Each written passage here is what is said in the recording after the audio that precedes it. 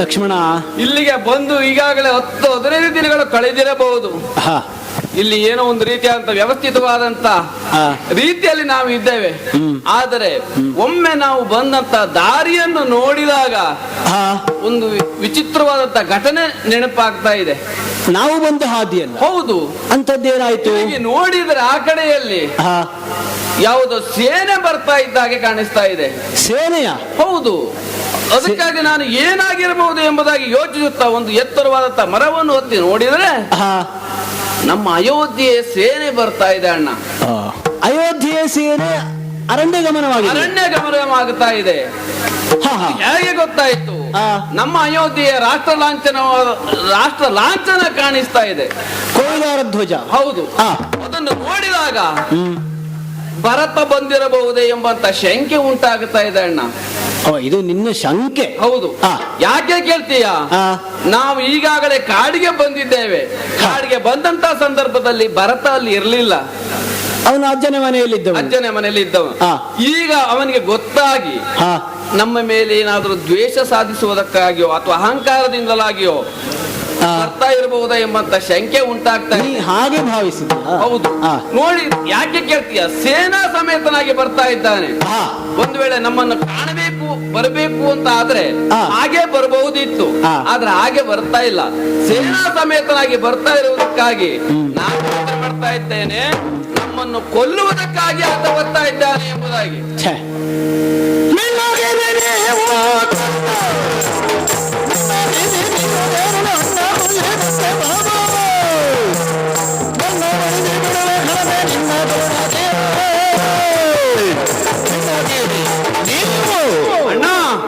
ನೀನು ನಿನ್ನ ಕರುಣೆ ಅಂತಿದೆ ಅಂತ ಆದ್ರೆ ಅಲ್ಲ, ನಿನ್ನ ಹಾರಾಟ ಜೋರಾಯ್ತಲ್ಲ ಅಂತ. ಅಲ್ಲ, ಜೋರಾಯ್ತು ಅಂತ ಅಂದ್ರೆ ನಾವು ಈ ರಾಜ್ಯ ಬೇಡ, ಬಕ್ಕಸ ಬೇಡ, ಭಂಡಾರ ಬೇಡ, ಎಲ್ಲವನ್ನು ಅಲ್ಲಿಯೇ ಬಿಟ್ಟು ನಮ್ಮಷ್ಟಕ್ಕೆ ನಾವು ಬಂದರೂ ಸಹ ನಮಗೆ ಇಲ್ಲಿ ಯೋಗ್ಯ ರೀತಿಯಲ್ಲಿ ನಿಶ್ಚಿಂತೆಯಿಂದ ಇರುವುದಕ್ಕೆ ಅವ ಬಿಡುವುದಿಲ್ಲ ಅಂತ ಆದ್ರೆ ನಾವು ಸುಮ್ಮನಿರ್ಲಿಕ್ಕೆ ಆಗ್ತದೆ ಅಣ್ಣ.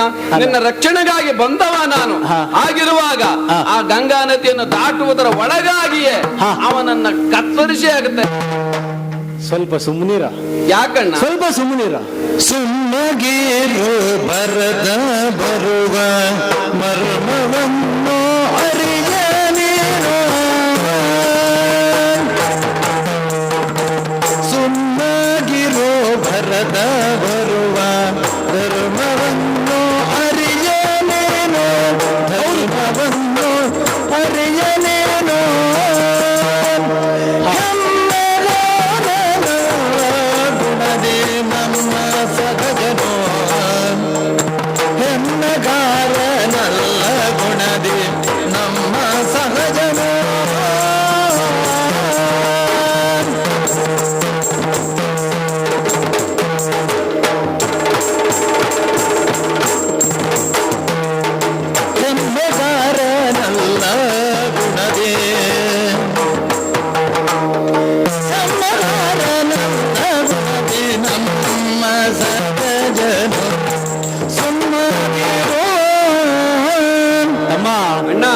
ಈ ಪ್ರಸಂಗವನ್ನು ಆರಂಭಿಸಿದ ಮೇಲೆ ಮುಗಿಸುವುದಕ್ಕೆ ನೀವು ಮುಗಿಸಬೇಕು ಅಂತ ಅಷ್ಟು ಓಡಿಸುವುದು ಬೇಡ. ಪ್ರಸಂಗ ಹೇಗೆ ಹೋಗಬೇಕು ಹಾಗೆ. ಭರತ ಇಲ್ಲಿವರೆಗಾಗಿ ಬಂದ ಅಂತಾದ್ರೆ ಎಲ್ಲರಿಗೂ ತೊಂದರೆ ಆಗ್ತದೆ. ನಿಮಗೆಲ್ಲ ತೊಂದರೆ ಆಗಬಾರದು, ನಿಮ್ಮ ರಕ್ಷಣೆ ಆಗಬೇಕು ಅಂತಾದ್ರೆ, ನಿನ್ನ ಕರುಣೆ ಇದೆ ಅಂತ ಆದ್ರೆ ನಾನು ಅವನನ್ನು ಅಲ್ಲಿಯೇ ತಡಿತೇನೆ ಎಂಬುದಕ್ಕಾಗಿ ಹೇಳಿದ್ದೇನೆ ಅಣ್ಣ. ಹಾಗಾಗಿಯೇ ಹೇಳಿದ್ದು. ತಮ್ಮ, ನಾವು ಗಮನಿಸಬೇಕಾದ ಸತ್ಯ ಏನು ಅಂತಂದ್ರೆ ಸ್ವರೂಪ ಸ್ಪಷ್ಟತೆ ಮತ್ತು ಸ್ವಭಾವ ಸ್ಪಷ್ಟತೆ ಅಂತ. ಹೇಗೆ? ನೀನಿಲ್ಲಿ ಸ್ವಭಾವ ಸ್ಪಷ್ಟತೆಯಲ್ಲಿ ಹಿಂದೆ ಬೀಳ್ತಾ ಇದ್ದಿ. ದೂರದಲ್ಲಿ ಬರುತ್ತಿರುವಂತಹ ಸೇನೆಯನ್ನ ಕಂಡು, ಕೋಯಿಲಾರ ಧ್ವಜವನ್ನು ಕಂಡು ಅದು ಅಯೋಧ್ಯೆಯ ಸೇನೆ ಅಂತ ಹಾಗೆಯೇ ತರ್ಕಿಸಿ, ಬರುತ್ತಿರುವಂತಹ ಭರತನನ್ನು ಹಾಗೆಯೇ ಭಾವಿಸಿ, ರಾಮರ ಮೇಲೆ ಮುಗಿಬೀಳುವುದಕ್ಕಾಗಿ ಬರುತ್ತಿರುವ ಸೇನೆ ಹೀಗೆನ್ನುವುದು ನಿನ್ನ ತರ್ಕ. ಯಾಕಂದ್ರೆ ಇಲ್ಲಿಯೂ ನಮಗೆ ನಿಶ್ಚಿಂತೆಯಿಂದ ಇರುವುದಕ್ಕೆ ಕೊಡಬಾರದು ಎಂಬಂತ ಉದ್ದೇಶ ಇರಬಹುದು ಎಂಬುದಾಗಿ. ನಿನಗೆ ಬಹಳ ಜನಜನಿತವಾಗಿರುವಂತಹ ಒಂದು ನಿದರ್ಶನವನ್ನು ಕೊಡ್ತೇನೆ. ಯಾವುದು? ಒಂದು ಮನೆಯಲ್ಲಿ ಒಂದು ತಾಯಿ, ಆಕೆಯ ಕೈಯಲ್ಲಿ ಒಂದು ಹೊಸಗೂಸು. ಒಂದು ದಿನ ಹೀಗೆಯೇ ಇರುವ ಕಾಲಕ್ಕೆ ಮನೆಯಲ್ಲಿ ನೀರಿನ ಕೊರತೆ ಉಂಟಾಯಿತು ಅಂತ ಸರೋವರಕ್ಕೆ ನೀರನ್ನು ಕೊಂಡೊಯ್ಯುವುದಕ್ಕೆ ಹೋದ ತಾಯಿ ತೊಟ್ಟಿಲಲ್ಲಿ ಮಗುವನ್ನು ಮಲಗಿಸಿ ಹೋದವಳು. ಹ್ಮ್ ಅದೇ ಮನೆಯಲ್ಲಿ ಸಾಕುವುದಕ್ಕಾಗಿಯೇ ಇದ್ದಂತಹ ಮುಂಗುಸಿ ಒಂದಿತ್ತು. ಹಾ ಹಾ ನೀರಿಗಾಗಿ ಹೋದಂತಹ ಆ ನೀರೇ ಪುನಃ ನೀರನ್ನ ಕೊಂಡು ಮನೆಯನ್ನ ಪ್ರವೇಶಿಸುವ ಕಾಲಕ್ಕೆ ಇದಿರಾದ ಮುಂಗುಸಿಯ ಬಾಯಲ್ಲಿ ರಕ್ತವನ್ನ ಕಂಡು ಆ ಮಗುವನ್ನೇ ಮುಂಗುಸಿ ಕೊಂಡು ತಿಂದಿರುವ ರಕ್ತದ ಕುರುಹು ಇದು ಅಂತ ಭಾವಿಸಿ ಯಾವುದನ್ನೂ ಯೋಚನೆ ಮಾಡದೆ ಸನಿಹದಲ್ಲಿರುವಂತಹ ಒಂದು ಬಡಿಗೆಯನ್ನು ತೆಗೆದು ಆ ಮುಂಗುಸಿಯ ತಲೆ ಮೇಲೆ ಹೊಡೆದಳಂತೆ. ಓಹೋ ಮುಂಗುಸಿ ಗತಪ್ರಾಣವಾಯಿತು. ಹಾಗೆ ಮುಂದುವರಿದು ಬರುವಾಗ ಹೇಗೆ ಮಲಗಿಸಿದ್ದಾರೋ ಆ ತೊಟ್ಟಿಲಿನಲ್ಲಿ ಮಗು ಹಾಗೆಯೇ ಕಿಲ ಕಿಲ ನಗಾಡುತ್ತಾ ಇತ್ತು. ಏನರ್ಥ ಆಯ್ತು ನಿನಗೆ ಈ ಕಥೆಯಲ್ಲಿ? ಕತೆ ಹೇಳುವುದಕ್ಕೋದ್ರೆ ಕೆಲವೊಮ್ಮೆ ನೋಡಿದ್ದೂ ಸುಳ್ಳಾಗುತ್ತದೆ, ಕೇಳಿದ್ದೂ ಸುಳ್ಳಾಗುತ್ತದೆ, ಪರಾಂಬರಿಸಿ ನೋಡಿದಾಗ ಮಾತ್ರ ನಿಜ ಅರ್ಥ ಆಗುತ್ತದೆ. ನಿನಗಾದ ಪರಂಬರಿಸಿ ನೋಡು ಎಂಬುದಾಗಿ ನೀನು ಹೇಳ್ತಾ ಇದ್ದ. ಹೌದು. ಹಾಗಾಗಿ ಬರುವ ಭರತ ಅದು ಸ್ಪಷ್ಟ. ಬರುವ ಭರತನ ಉದ್ದೇಶ ಏನು ಅದು ನಿನಗೆ ಗೊತ್ತಿಲ್ಲ. ಗೊತ್ತಿಲ್ಲ, ಆದ್ರೂ ಒಂದು ವಿಚಾರದಲ್ಲಿ ಹಾಗೆ ಆಗಿರ್ಬಹುದಲ್ಲ ಎಂಬುದಾಗಿ ಇನ್ನೂ ಒಂದು ಕೇಳ್ತೇನೆ. ಒಂದು ಗಂಧದ ಕಡ್ಡಿ. ಗಂಧದ ಕಡ್ಡಿ ಆರಂಭದಲ್ಲಿ ಗಂಧ ಹೆಚ್ಚಿರ್ತದೆ, ಕೊನೆಯಲ್ಲಿ ಗಂಧ ಕಡಿಮೆ ಇರ್ತದೆ ಅಂತ ಉಂಟಾ? ಅದು ಮಾಡುವವನ ಕೆಲಸದಲ್ಲಿ ಅಲ್ವಾ? ಒಂದು ಸಕ್ಕರೆ ಅಥವಾ ಸಿಹಿಯಾದ ಬೆಲ್ಲ, ಒಂದು ಬದಿಯಲ್ಲಿ ಸಿಹಿ ಹೆಚ್ಚು ಒಂದು ಬದಿಯಲ್ಲಿ ಕಹಿ ಹೆಚ್ಚು ಅಂತ ಉಂಟಾ? ಆಗಲಿಕ್ಕೆ ಯಾಕೆ ಹೇಳಿದ್ದು? ಇದಂ ಪಾಯಸಂ ದೇವ ನಿರ್ಮಿತಂ ಎನ್ನುವ ಹಾಗೆ ಅಗ್ನಿದೇವನೇ ಕೊಟ್ಟಿರುವ ಪಾಯಸದಲ್ಲಿ ಹುಟ್ಟಿರುವ 4 ಜನ ಮಕ್ಕಳು ನಾವು. ಒಬ್ಬ ದುಷ್ಟ ಆಗುವುದಕ್ಕುಂಟು, ಒಬ್ಬ ಶಿಷ್ಟ ಆಗುವುದಕ್ಕುಂಟೇನಾ? ಅದು ಆಗ್ಲಿಕ್ಕಿಲ್ಲ. ಮತ್ತೆ ಹೇಗೆ ನೀ ಆದ್ರೆ ಒಬ್ಬೊಬ್ಬರ ಮನೋಧರ್ಮ ಮತ್ತು ಬೇರೆ ಬೇರೆ ಆಗಿ ಇರ್ತದಲ್ಲ ಅಣ್ಣ. ಬೇರೆ ಆಗಬೇಕು ಅಂತ ಕೊಟ್ಟ ಪಾಯಸದಲ್ಲೇ ದೋಷ ಉಂಟು ಅಂತ ಅರ್ಥ ಅಲ್ವಾ?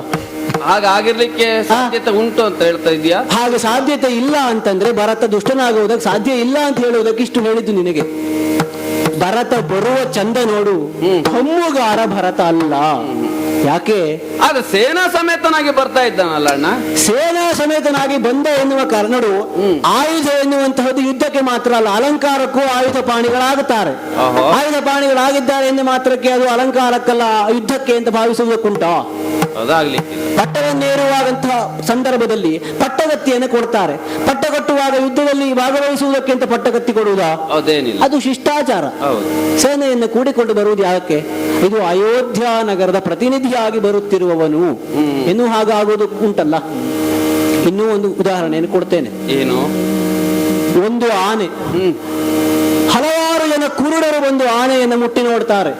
ಒಬ್ಬನಿಗೆ ಕಾಣುವುದು ಅಥವಾ ಒಬ್ಬ ಭಾವಿಸಿಕೊಳ್ಳುವುದು ಆನೆಯ ಕಾಲನ್ನು ನೋಡಿ ಬಹುಶಃ ಆನೆ ಹೀಗೆ ಅಂತ, ಇನ್ನೊಬ್ಬ ಆನೆಯ ಬಾಲವನ್ನು ಕಂಡು ಆನೆ ಹೀಗೆ ಅಂತ ಭಾವಿಸಿಕೊಳ್ತಾನೆ, ಮತ್ತೊಬ್ಬ ಆನೆಯ ಸೊಂಡಿಲನ್ನು ನೋಡ್ತಾನೆ, ಇನ್ನೊಬ್ಬ ಆನೆಯ ದಂತವನ್ನು ನೋಡ್ತಾನೆ.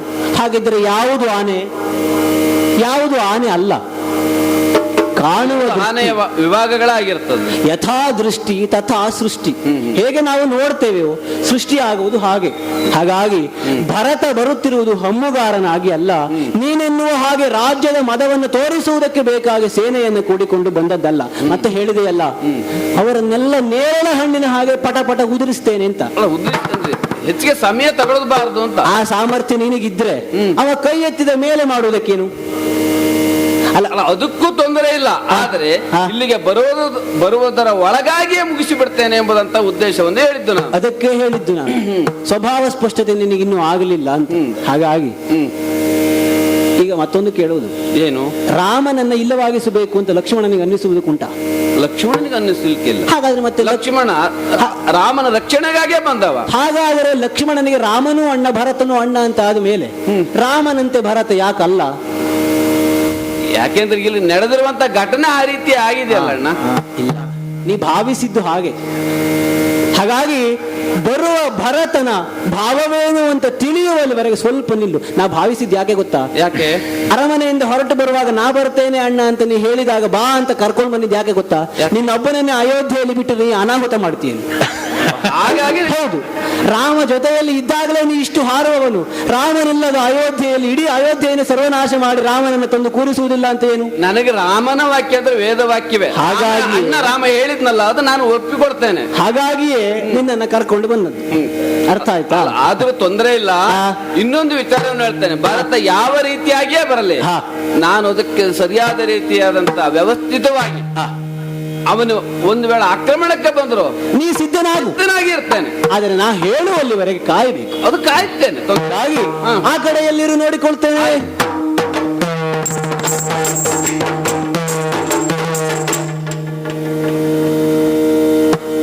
ಆಹಾ, ಬರುವ ಭರತನ ಚಂದವನ್ನ ಕಾಣುತ್ತಿದ್ದೇನೆ. ನನ್ನ ತಮ್ಮನಲ್ವೇ ಬಂದೇನು ಭರತ? ಹೀಗೆ ಬಾ. ಬಂದೆಯ ಇನ್ನ ವಂಶವಾರಿಧಿ ಚಂದ್ರ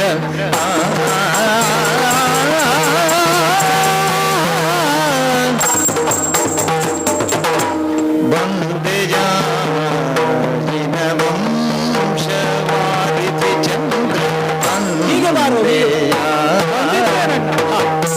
ಬಂದೆಯ ನೀ ಬಂದೆಯ ಇನ್ನ ವಂಶವಾರಿಧಿ ಚಂದ್ರ ನಾ ಬರುವಾಗ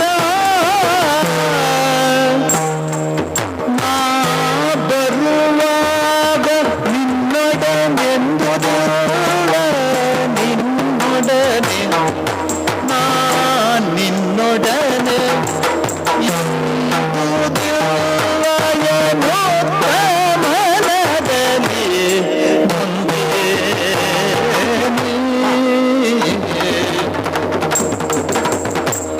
ಮನದಲ್ಲಿ ನಿನ್ನೊಡನೆಂದು ಮನದಲ್ಲಿ ಮುಂದೆಯೇ ಬರದ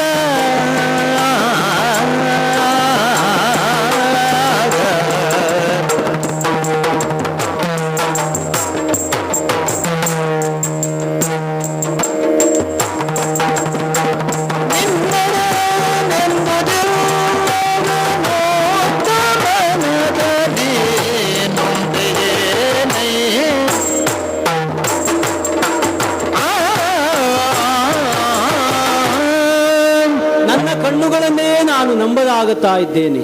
ಯಾಕಣ್ಣ? ಮಗು ಭರತ ಅಣ್ಣ ಬಂದೇನು? ಅಣ್ಣ, ಆ ಈ ಭರತ ಬಂದೇನೋ ಎನ್ನುವುದಾಗಿ ನೀನು ಕೇಳ್ತಾ ಇದ್ದೀಯಲ್ಲ, ಹ. ಇಂಥ ಮಾತನ್ನು ನಾನು ಊಹಿಸಿದ್ದೆ ಅಣ್ಣ. ಹಾಗಲ್ಲ. ಆದ್ರೆ ನಾನು ಭಾವಿಸಿದ್ದೇನು ಗೊತ್ತಾ? ಆ. ಇಂಥ ಅಣ್ಣನಿಗೆ ಇಂಥ ತಮ್ಮ ಮುಖ ತೋರಿಸುವುದಕ್ಕೆ ಸಾಧ್ಯ ಉಂಟಾ ಅಂತ. ಇಲ್ಲ, ನೀ ಹಾಗ ಆಡಬಾರದು. ಯಾಕಣ್ಣ? ಭರತ ಬರುವನು ಎನ್ನುವಂತಹ ಅಪೇಕ್ಷೆ ಇದ್ರು ಹ. ಅದು ನಿರೀಕ್ಷಿತವಲ್ಲ. ಯಾಕೆ? ಯಾಕಣ್ಣ? ಈ ಕಾಲಕ್ಕೆ ನೀನಿರುವ ಸ್ಥಾನ ಯಾವುದು ಎನ್ನುವುದನ್ನು ನಾ ಬಲ್ಲೆ ತಮ್ಮ. ಗುರುತರವಾಗಿರುವಂತಹ ಹೊಣೆಗಾರಿಕೆಯನ್ನು ಹೊತ್ತಿರುವಂತಹ ಯಾವುದೇ ವ್ಯಕ್ತಿ ಹ ತನ್ನ ಸ್ವಂತದ ಕಾರ್ಯದಲ್ಲಿ ವಿಮುಖನಾಗಲೇಬೇಕಾಗುತ್ತದೆ. ಅದು ರಾಜನೀತಿ. ಹಾಗಾಗಿ ಬಂದೆಯ ಎನ್ನುವ ಹಾಗೆ ಕೇಳುತ್ತಾ ಇದ್ದೇನೆ ಮಾತ್ರ ಅಲ್ಲ, ನಿನ್ನನ್ನು ಬರಸೆಳೆದು ಆಲಂಗಿಸಿಕೊಳ್ತಾ ಇದ್ದೇನೆ, ನಿನ್ನ ನೆತ್ತಿಯನ್ನು ಆಘ್ರಾಣಿಸುತ್ತಾ ಇದ್ದೇನೆ, ನಿನ್ನ ಬೆನ್ನನ್ನು ಚಪ್ಪರಿಸುತ್ತಾ ಇದ್ದೇನೆ. ನನಗೊಂದು ರೀತಿಯಾದಂತಹ ಸಮಾಧಾನ ಆಯ್ತಣ್ಣ. ಹ, ಬಹುಕಾಲವಾಯಿತು ನೋಡಿ ನಿನ್ನನ್ನ. ನಾನು ಅಷ್ಟೇ ಬಹುಕಾಲವಾಯ್ತಣ್ಣ. 12 ವರುಷಗಳ ಕಾಲ ಕೇಕೆಯ ನಗರದಲ್ಲಿ ವಿದ್ಯಾರ್ಥಿಯಾಗಿದ್ದವ ನೀನು. 12 ವರುಷದ ಬಳಿಕ ನಿನ್ನನ್ನು ನೋಡುವಾಗ ಏನು ಆಡಬೇಕು ಏನು ಮಾಡಬೇಕು ಎನ್ನುವ ಹಾಗೆ ಗೊತ್ತಾಗದೆ ಚಡಪಡಿಸ್ತಾ ಇದ್ದೇನೆ. ಕೆಲವೊಮ್ಮೆ ಭಾವ ತೀವ್ರವಾದಾಗ ಭಾಷೆ ಬಡವಾಗುತ್ತದೆ ಎನ್ನುವ ಪ್ರಾಜ್ಞರ ನುಡಿಗೆ ರಾಮನೇ ನಿದರ್ಶನವಾಗಿ ಕಾಣ್ತಾ ಇದ್ದಾನೆ. ಅಣ್ಣ, ಮತ್ತೆ ಮತ್ತೆ ನಿನ್ನನ್ನು ಅಪ್ಪಿಕೊಳ್ತಾ ಇದ್ದೇನೆ, ಮತ್ತೆ ಮತ್ತೆ ನಿನ್ನನ್ನು ಆಲಂಗಿಸಿಕೊಳ್ತಾ ಇದ್ದೇನೆ. ತಮ್ಮ, ನೀನು ಸಾಮಾನ್ಯನಲ್ಲ. ಇನವಂಶ ವಾರಿಧಿಗೆ ಪ್ರತಿಚಂದ್ರಮನಾಗಿ ಕಂಗೊಳಿಸುವವನು. ಸಾಗರದಲ್ಲಿ ಭರತ ಬರಬೇಕು ಅಂತ ಆದ್ರೆ ಪೌರ್ಣಮಿ ಆಗಬೇಕು, ಅರ್ಥಾತ್ ಚಂದ್ರನ ಸಾಂಗತ್ಯ ಬೇಕಾಗುತ್ತದೆ. ನೀನು ಇನಕುಲದ ವಾರಿಧಿಗೆ ಪ್ರತಿಚಂದ್ರಮನಾಗಿರುವಂತಹ, ಇನಕುಲದ ವಾರಿಧಿಯ ಭರತೋತ್ಕರ್ಷವನ್ನು ಕಾಣುವಂತಹ ಭರತ ನೀನಾಗಿ ಆಗಮಿಸಿದ್ದೀಯ. ಹೆಸರಿನಲ್ಲಿ ನಾನು ರಾಮಚಂದ್ರಮನಾಗಿದ್ದರೂ ಕೂಡ ನಿಜಾರ್ಥದಲ್ಲಿ ಇನವಂಶ ವಾರಿಧಿಯ ಪ್ರತಿಚಂದ್ರಮನಾಗಿ ಕಂಗೊಳಿಸುವಂತಹ ಸೌಭಾಗ್ಯ ನಿಧಿ ನೀನು ಭರತ. ಅಣ್ಣ, ಈಗ ನನಗೆ ಅಪರಾಧಿ ಭಾವ ಕಾಡ್ತಾ ಉಂಟು. ಖಂಡಿತ ಬೇಡ. ಯಾಕೆ ಕೇಳು. ಯಾಕೆ? ಅಮ್ಮನ ಮಾತನ್ನ ನೆರವೇರಿಸುವುದಕ್ಕೆ, ಅಪ್ಪನ ಮಾತನ್ನ ಪಾಲಿಸುವುದಕ್ಕೆ ಹೊರಟು ಬರುವುದಷ್ಟೇ ನನಗೆ ಯೋಚನೆ ಆಗಿತ್ತು. ಹಾ, ನಾನಿಲ್ಲದ ಅಯೋಧ್ಯೆಯಲ್ಲಿ ನನ್ನ ಸ್ಥಾನವನ್ನು ಅಲಂಕರಿಸಬೇಕಾಗಿರುವಂತಹ ಭರತನ ಆಗಮನವನ್ನು ಕಾಯುವಷ್ಟು ಹೊತ್ತು ನನಗಿರಲಿಲ್ಲ. ಭರತ ಬಂದ ಬಳಿಕ ನನ್ನ ಹೊಣೆಗಾರಿಕೆಯನ್ನು ಭರತನ ಶಿರದ ಮೇಲೆ ಒಪ್ಪಿಸಿ ಬರ್ತೇನೆ ಭರತ ಅಂತ ಹೇಳಿ ಬರಬೇಕಾದದು ನನ್ನ ಕರ್ತವ್ಯವಾಗಿತ್ತು. ಹಾಗಾಗಿ ನಾ ಬರುವಾಗ ನಿನ್ನೊಡನೆಂದುದಿಲ್ಲ ಅಂತ ನೀನೊಂದೇನು ಮಗನೇ? ನೊಂದಿದ್ದೇನೆ, ಆದರೆ ಇದಕ್ಕಾಗಲ್ಲ. ನೋಯಬೇಡ. ಅಪರಾಧಿ ಭಾವದಿಂದ ಕಳಂಕಿತನಾಗಿರುವಂತಹ ರಾಮ ಮನ ಬಿಚ್ಚಿ ಆಡುತ್ತಿದ್ದಾನೆ. ನನ್ನ ಪರಿಸ್ಥಿತಿ ಹಾಗಿತ್ತು. ಅರೆ ಕ್ಷಣ ಅಲ್ಲಿ ನಾ ಉಳಿದೆ ಅಂತಾದರೂ ನನ್ನ ಮನೋನಿರ್ಧಾರ ವಿಚಲಿತವಾಗುವ ಸ್ಥಿತಿಯಲ್ಲಿದ್ದುದರಿಂದ ನಾ ಕೈಗೊಂಡ ನಿರ್ಧಾರವೇ ಸತ್ಯ ಅಂತ ಭಾವಿಸಿ ಬಂದು ಬಿಟ್ಟೆ. ಬೇವಿಸರಿಸಬೇಡ. ಎಂದು ಬಂದಿಯೋ ಅಯೋಧ್ಯೆಗೆ? ಬರುವಾಗ ನಿನ್ನ ಆಯಾಸವೇನಾದರೂ ಆಯ್ತೇನು? ಅರಮನೆಯಲ್ಲಿ ಹೇಗುಂಟು? ಅರಮನೆಯಿಂದ ಅರಣ್ಯ ಗಮನ ಮಾಡುವಾಗ ನಿನ್ನ ಈ ರೀತಿಯಾಗಿರೋ ವರ್ತಮಾನವನ್ನು ಕಂಡು ಆಯಾಸವಾಯ್ತೇನು? ಮಾರ್ಗಾಯಾಸವಾಯ್ತೇನು? ನೀ ಮಾತ್ರ ಅಲ್ಲ, ನಿನ್ನೊಡನೆ 3 ತಾಯಂದಿರೂ ಕೂಡ ಕಾಣಿಸುತ್ತಾ ಇದ್ದಾರೆ. ಹಾಗಿರುವಾಗ ಇಡೀ ಅಯೋಧ್ಯೆಯ ಸೇನೆಯ ಪ್ರತಿನಿಧಿಗಳಾಗಿ ಚತುರಂಗ ಬಲ ಸೇನೆ ಕಾಣಿಸುತ್ತಾ ಉಂಟು. ರಥ ಕಾಣಿಸುತ್ತಾ ಉಂಟು. ರಥಾರೂಢನಾಗಬೇಕಾಗಿರುವ ಭರತ ಕಾಣಿಸುತ್ತಾ ಇದ್ದಾನೆ. ಇವರೆಲ್ಲರನ್ನ ನಾ ಕಾಣುತ್ತಾ ಇದ್ದೇನೆ. ಆದರೆ ಇರಲೇಬೇಕಾಗಿರುವ ಇಬ್ಬರು ಇಲ್ಲಿಲ್ಲ. ಕ್ಷೇಮವೇನು ದಶರಥ ಪಿತನಿಗೆ? ಕ್ಷೇಮವೇ ದಶರಥ ಪಿತಗೆ.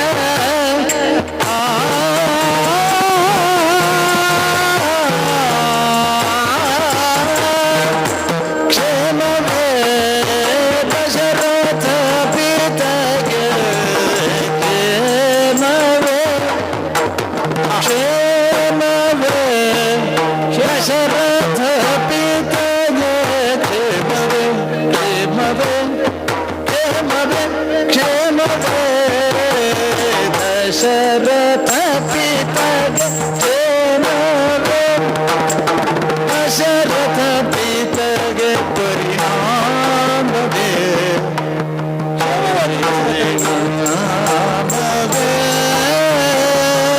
ಶತ್ರುಘ್ನಗೆ. ಪರಿಣಾಮವೇ ಶತ್ರುಘ್ನಗೆ.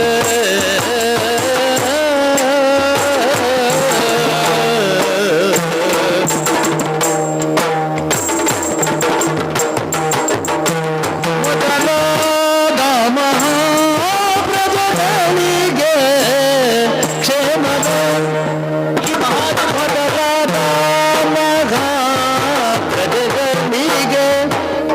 ಕ್ಷೇಮವೇ ಕ್ಷೇಮವೇ ಕ್ಷೇಮವೇ. ಆನದ ಪ್ರಜೆಗಳಿಗೆ ಕ್ಷೇಮವೇ. ಸೀಮೆಯೊಳಗೆ ಕ್ಷೇಮವೇ ದಶರಥ ಪಿತಗೆ. ಪರಿಣಾಮವೇ ಶತ್ರುಘ್ನ ಮೊದಲಾದ ಮಗ ಪ್ರಜೆಗಳಿಗೆ ಕ್ಷೇಮವೇ ಕ್ಷೇಮವೇ. ಸೀಮೆಯೊಳಗೆ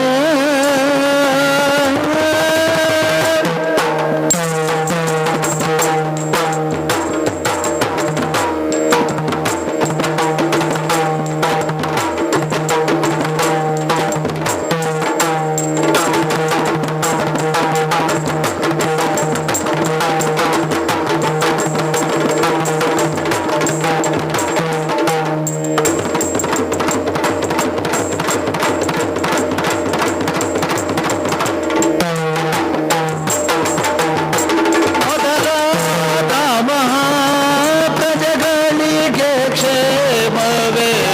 ಸೀಮೆಯೊಳಗೆ